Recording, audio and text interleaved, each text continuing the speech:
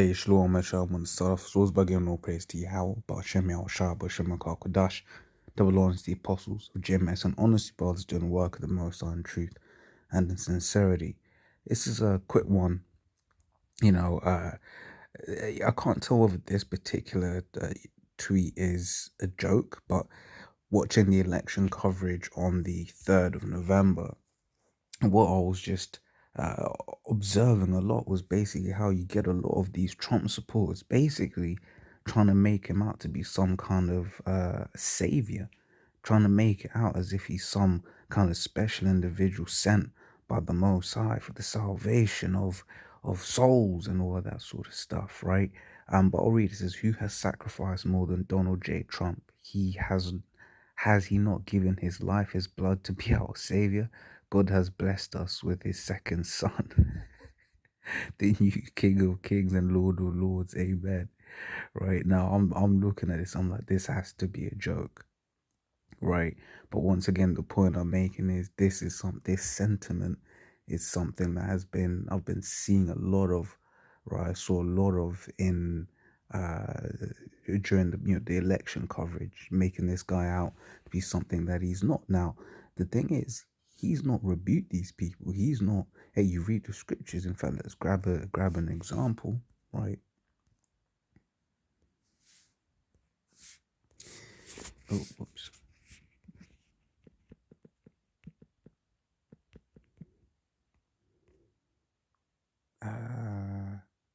Where is that then? Let me just find it. Bow, worship him. Some Revelation, the one I want. So like, bear me. Let me just find it. Kanye, this is the one. It's Revelation 19 and 10 says, and I fell at his feet to worship him, and he said unto me, see thou do it not. I am thy fellow servant and of thy brethren that have the testimony of Yahushua. Worship the Most High, for the testimony of Yahushua is the spirit of prophecy. Okay, so basically, what was happening here is John the Revelator, he was about to worship someone he wasn't supposed to worship, and that particular individual was like, whoa, whoa, whoa, whoa, whoa, hey, don't do it, right? Because that's not his Lord. Look, I'm your servant as well. Now, Trump didn't rebuke these people. Trump didn't say, whoa, whoa, I'm not the savior. I'm just the president, right? So we have an example of what happens. This is Acts 12 and 20. It says, and Herod was highly displeased with them of Tyre and Zidon, but they came with one accord to him, and having made Blastus the king's chamberlain their friend, desired peace, because their country was nourished by the king's country.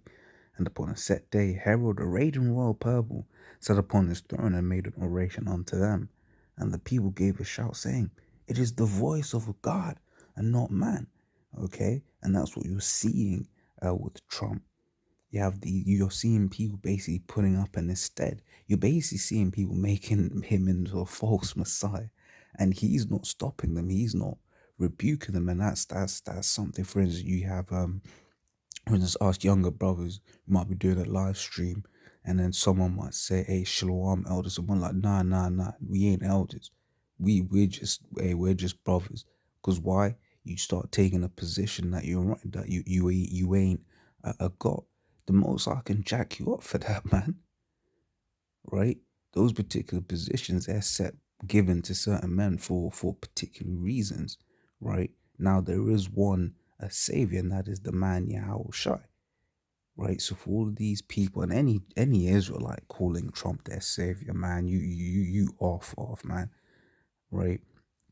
So I'll read that again. It says, and the people gave a shout, saying, it is the voice of a God and not of a man.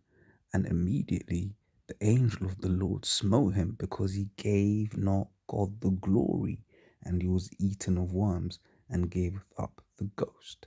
Okay, and yeah, he gave not the glory, God the glory, because at the end of the day, if you got a king, who set that king up? That was the Lord. The Lord's the one that basically put that particular individual in power, right? What can I get to prove that? What's this one? Yeah, yeah. Right, it says Daniel 4:17. It says, "This matter is by the decree of the watchers and the demand by the word of the holy ones, to the intent that the living may know that the Most High ruleth in the kingdom of men, and giveth it to whomsoever he will, and setteth up over it the basest of men."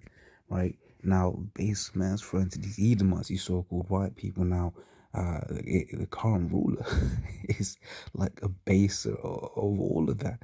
Right, you look at Trump, man, he's a base Edomite, man. He's a base freak, right?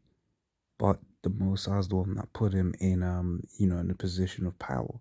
It says Psalm 75:7 says, "But the Most High is the judge, and he putteth down one and setteth up another." So it's the Most High once again that puts a particular individual in their power seat.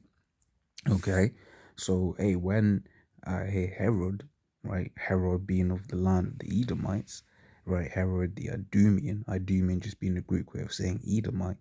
It says basically when Herod didn't give the Most High the glory, when he started taking credit, when he accepted those things of, oh, I am, this is the voice of God. He never rebuked these people.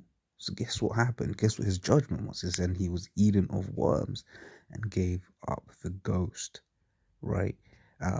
So yeah, hey, let's see what the Most High does to this devil, right? But yeah, like I said, just a quick one on that. Trump ain't no savior, right? Trump ain't no savior.